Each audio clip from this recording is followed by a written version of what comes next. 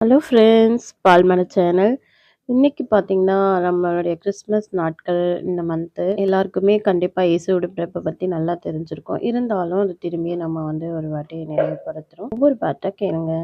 தாவீதின் வம்சத்தானாகிய யோசேப்பு என்கிற நாமமுள்ள புருஷனுக்கு நியமிக்கப்பட்டிருந்த ஒரு கன்னிகையினிடத்திற்கு தேவனாலே அனுப்பப்பட்டான். அந்தன் கன்னிகையின் பெயர் மரியாள்.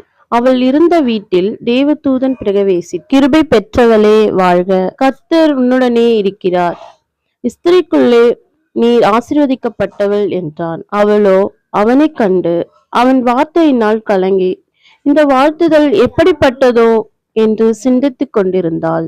தேவதூதன் அவளை நோக்கி, மரியாளே, பயப்படாதே, நீ தேவனிடத்தில் கிருபை பெற்றாய். இதோ நீ கர்ப்பவதியாகி ஒரு குமாரனை பெறுவாய். அவருக்கு இயேசு என்று பெயரிடுவாயாக. அதற்கு மரியாள் தேவதூதனை நோக்கி, இது எப்படியாகும், புருஷனை அறியேனே என்றாள். தேவதூதன் அவளுக்கு பிரயுத்தரமாக, பரிசுத்த ஆவி உன்மேல் வரும், உன்னதமானவருடைய பலம் உன்மேல் நிழலிடும், ஆதலால் உன்னிடத்தில் பிறக்கும் பரிசுத்தம் உள்ளது தேவனுடைய குமார் என்னப்படும்.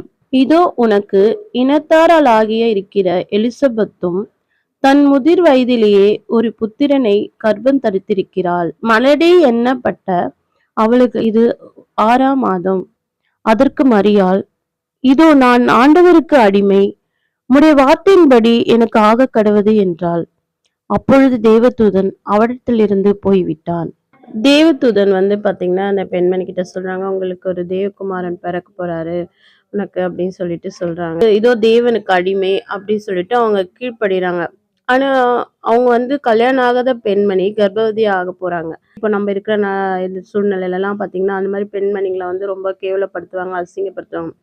ஆனா அப்போ உள்ள காலத்துல இதோட கொடூரமா கல்லெறிந்து கொல்லப்படுவாங்க.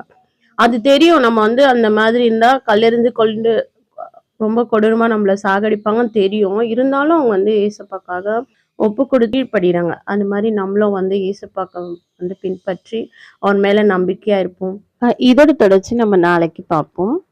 God bless you. லைக் பண்ணுங்க, ஷேர் பண்ணுங்க, கமெண்ட் பண்ணுங்க, சப்ஸ்கிரைப் பண்ணுங்க.